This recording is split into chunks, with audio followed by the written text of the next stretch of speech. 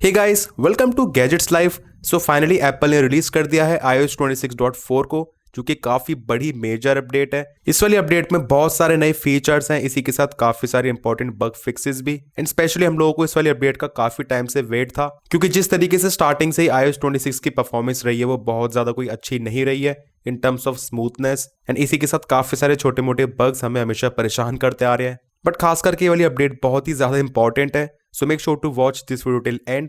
यहाँ पे मैं हर चीज की एकदम ही डिटेल में बात करने वाला हूँ। तो सबसे पहले बात करते हैं अपडेट साइज की। अब मेरे इस iPhone 17 Pro में जो iOS 26.3.1a अपडेट थी, जो कि कुछ दिन पहले ही रिलीज हुई थी in terms of background security improvement. इसके बाद अपडेट करने पे आप देख सकते हैं यहाँ पे जो अपडेट का साइज है वो काफी ज्यादा मैसिव है, 13.42 GB, लगभग 13.5 GB की अपडेट है। इससे हमें अंदाजा लग ही जाता है यहाँ पे अपडेट कितनी ज्यादा मेजर है। बिल्ड नंबर की बात करें तो इससे पुरानी वाली अपडेट में यहाँ पे आप देख सकते हैं जो बिल्ड नंबर था 23D771330A, एंड अभी करेंटली यहाँ पे हो चुका है 23E246। इनफैक्ट जो मॉडर्न फर्मवेयर है वो भी चेंज हो चुका है, एज ये पहले था 1.40.03 जो कि करेंटली हो चुका है 1.55.04। तो इनकेस अगर आपको नेटवर्क परफॉर्मेंस के रिगार्डिंग कोई भी इशू या फिर प्रॉब्लम आ रही थी, होपफुली इस वाली अपडेट को इंस्टॉल करने के बाद वहां पे वाली प्रॉब्लम सॉल्व हो जाएगी। बाकी एक्चुअल में यहाँ पे परफॉर्मेंस कैसी रहती है इसके रिव्यू वीडियो में जरूर से बताऊंगा। स्टोरेज की बात करें तो यहाँ पे स्लाइटली कम हो गई है, बट मैं देख रहा हूँ यहाँ पे धीरे धीरे करके स्टोरेज इंक्रीज होती जा रही है।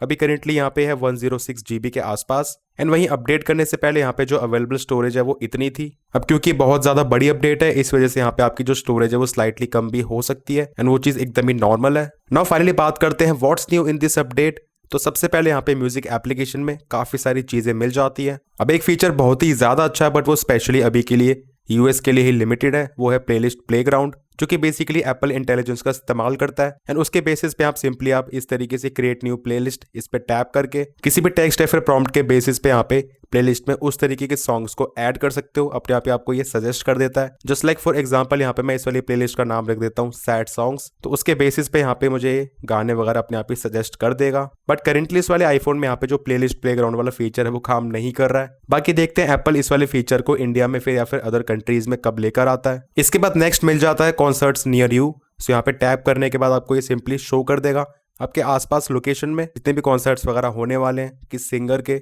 इनफैक्ट यहाँ पे आपको इस तरीके से डेट्स वगैरह भी शो कर देगा। आप किसी पे भी इस तरीके से टैप करके उसके टिकट्स वगैरह भी यहीं से बुक कर सकते हो, गेट टिकट्स पे क्लिक करके। सो ये लिटरली काफी ज्यादा बढ़िया फीचर है। एंड म्यूजिक एप्लीकेशन में इस चीज को इंटीग्रेट करने के बाद ये बहुत ही ज्यादा कन्वीनियंट हो जाता है अपकमिंग शोज को देखना या फिर इवन टिकट्स को बुक करना भी। एक और चीज आप नोटिस करेंगे कुछ इस तरीके से एल्बम या फिर प्लेलिस्ट में आपको इस तरीके से बैकग्राउंड का एकदम ही फुल व्यू मिलता है, जबकि पहले इस तरीके से आपको केवल उसी एरिया में लिमिटेड मिलता था, बाकी पूरा ब्लैक या फिर व्हाइट पोर्शन रहता था। इस वाले iPhone 17 में चल रहा है iOS 26.3। सो ये चेंज भी आपको म्यूजिक एप्लीकेशन में देखने को मिल जाता है। एक और चीज अभी पॉसिबल है वो है ऑफलाइन म्यूजिक रिकॉग्निशन। लाइक पहले इस वाले फीचर को इस्तेमाल करने के लिए हमेशा इंटरनेट कनेक्शन होना चाहिए था, बट अभी यहाँ पे करेंटली जब भी आप ऑफलाइन है उस टाइम पे भी आप किसी भी म्यूजिक को रिकॉग्नाइज करवा सकते हो। एंड बाद में जब भी इंटरनेट कनेक्ट होगा उसके बाद आपको यहाँ पे रिजल्ट शो कर देगा दैट एक्चुअल में उस टाइम पे आपने कौन सा गाना सर्च करा था। तो ये वाला फीचर भी बहुत ही ज्यादा अच्छा है, ऐसे क्योंकि अब इसे इस्तेमाल करने के लिए ऐसा जरूरी नहीं कि आपके फोन में इंटरनेट कनेक्शन हो या फिर फोन का नेट चल रहा हो, ऑफलाइन भी इजीली सर्च कर सकते हो। इसके बाद नेक्स्ट फैमिली शेयरिंग ग्रुप में जितने भी एडल्ट मेंबर्स हैं वो परचेसेस के लिए सेपरेट पेमेंट मेथड को इस्तेमाल कर सकते हैं रेदर देन यूजिंग वही सिंगल पेमेंट मेथड, जो कि काफी प्रॉब्लमेटिक हो जाता था। तो इस चीज में भी बहुत ही अच्छा एडिशन हुआ है। इसके बाद नेक्स्ट चेंज है इन पॉडकास्ट। यहाँ पे फाइनली वीडियो पॉडकास्ट का ऑप्शन देखने को मिल चुका है, एज यहाँ पे स्प्लैश स्क्रीन पे शो भी कर रहा है। एज इस तरीके से जिस भी पॉडकास्ट का वीडियो अवेलेबल होगा आपको यहाँ पे शो कर देगा। बाकी आपके पास ऑप्शन तो है ही, यहाँ पे आप इसको सिंपली इस तरीके से हाइड कर सकते हो। सो अब केवल ऑडियो आएगी, यहीं से शो वीडियो पे टैप करने के बाद आपको वीडियो भी शो हो जाएगी। एप्पल ने कुछ टाइम पहले एडिट सिक्योरिटी के लिए स्टोलन डिवाइस प्रोटेक्शन इस वाले फीचर को इंट्रोड्यूस करा था। तो अभी इस वाली अपडेट के बाद ये वाला फीचर हमेशा ही डिफॉल्ट तरीके से ऑन रहेगा एंड काम करेगा। मैसेज एप्लीकेशन में किसी भी नई कन्वर्सेशन को स्टार्ट करने से पहले जो एनिमेशन है उसमें भी आपको एक चेंज मिलेगा। लाइक पहले यहाँ पे कुछ इस तरीके से थी एंड अभी करेंटली यहाँ पे ऐसी हो गई है। बात करते हैं नेक्स्ट चेंजेस की जो है ऐप स्टोर में। यहाँ पे आप देखेंगे बॉटम में आपको जो सर्च बार है वो इस तरीके से सेपरेट आउट दिखता था पहले, बट अभी यहाँ पे इसको एप्पल ने एकदम ही मर्ज कर दिया है बाकी सभी चीजों में। बाकी सर्च पे टैप करने के बाद आप देखेंगे आपको यहाँ पे भी एक चेंज मिलेगा। लाइक पहले यहाँ पे जो सर्च बार है यहीं से एक्सेस हो सकता था यहाँ पे टैप करके, एंड कीबोर्ड यहीं से आ जाता था, बल्कि अभी आपको यहाँ पे इस तरीके से ऊपर टैप करना होगा अपनी फिंगर को स्ट्रेच करके। बाकी एप्पल काफी स्मार्ट है, इसका एक छोटा सा हैक भी है आपको सिंपली यहीं पे दोबारा टैप करके भी कीबोर्ड मिल जाता है, सो आपको यहाँ पे ऊपर टैप नहीं करना पड़ेगा। तो ये भी काफी बढ़िया चीज है, यहाँ पे आपको जो एक्सेस है वो उस तरीके से इजीली मिल रहा है। इसके बाद प्रोफाइल में जाके आप देखेंगे, पहले आपको यहाँ पे इस तरीके से जो अकाउंट है वो शो होता था, बट अभी आपको यहाँ पे शो होगा एप्पल अकाउंट। एंड पहले यहाँ पे उसके नीचे आपको जो एप्लीकेशन है उसको अपडेट करने का ऑप्शन मिलते थे, सभी एप्लीकेशन शो होती थी, बट अभी आपको यहाँ पे कोई भी एप्लीकेशन शो नहीं होगी।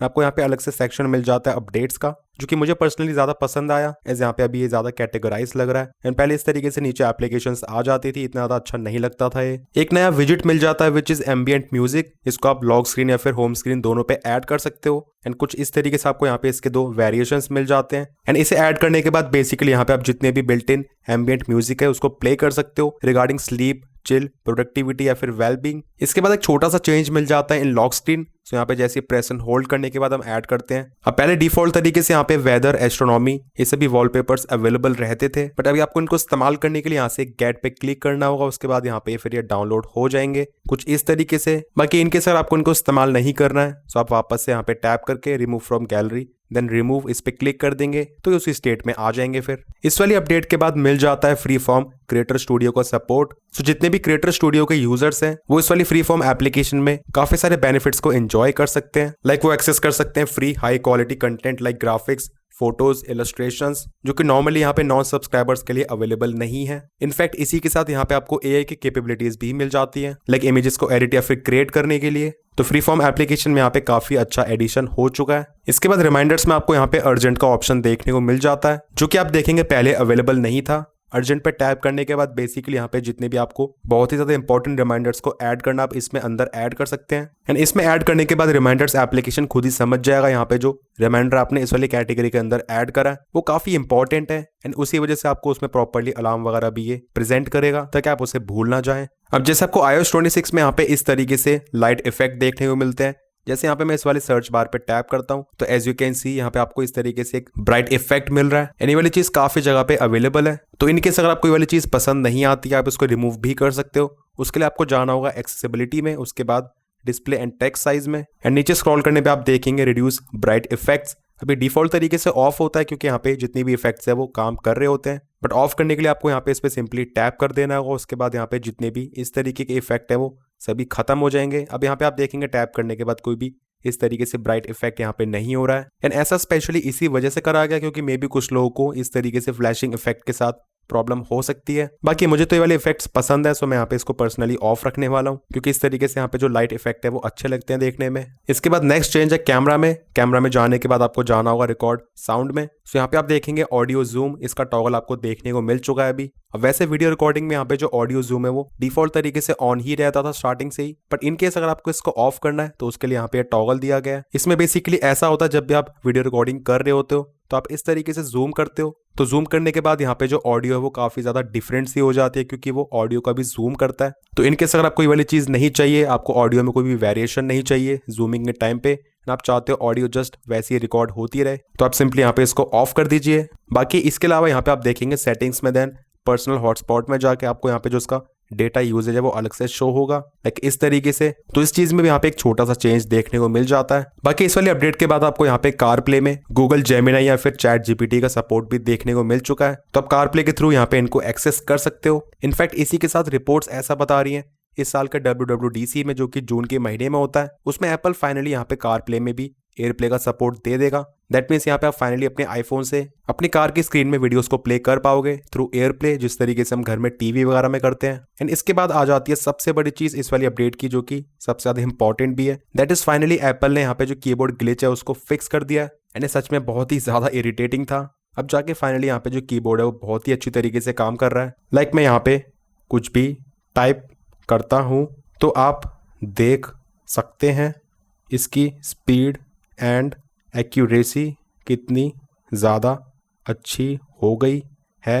एंड डिफरेंस यहाँ पे आपको तुरंत ही नोटिस हो जाएगा इस वाली अपडेट को इंस्टॉल करने के बाद। एंड आई थिंक इस तरीके से कीबोर्ड आईफोन में काफ़ी साल पहले काम करता था जब आईफोन 13, 14 सीरीज आई थी। एंड खास करके iOS 26 या फिर इनफैक्ट iOS 18 की अपडेट में भी ये वाला इशू जस्ट कंटिन्यू होता ही जा रहा था। एंड खास करके एप्पल ने इस वाली चीज को स्टेट भी करा है दैट यहाँ पे जो कीबोर्ड की एक्यूरेसी है वो इंक्रीज करी गई है। Improved keyboard accuracy when typing quickly and पहले बेसिकली ऐसा होता था, यहाँ पे जल्दी टाइपिंग के टाइम पे काफी सारे कैरेक्टर्स मिस हो जाते थे, बट अब यहाँ पे कुछ भी मिस नहीं हो रहा है, प्रॉपर्ली टाइपिंग हो पा रही है। इनफैक्ट आप बोल सकते हैं आईफोन का जो सबसे ज्यादा बड़ा बग या फिर ग्लिच चल रहा था उसको एप्पल ने फिक्स कर दिया, जो ये कीबोर्ड बग था। बाकी वैसे भी एप्पल ने यहाँ पे छोटे मोटे बग्स को, ग्लिचेस को सॉल्व करा इस वाली अपडेट के बाद। उन सभी चीजों की पर्टिकुलरली मैं बात करूंगा इसके रिव्यू वीडियो में, लाइक फोन को 3 से लेकर 4 दिन इस्तेमाल करने के बाद किस तरीके से बग्स ग्लिचेस नोटिस हो पा रहे हैं एंड पहले से कितने बेटर है। वही बात करें फोन की परफॉर्मेंस एक्चुअल में बहुत ही ज्यादा अच्छी लग रही है। अब जो इससे पहले वाली अपडेट थी वो भी काफी सॉर्टेड थी, बट उसके मुकाबले इसमें आपको स्मूथनेस,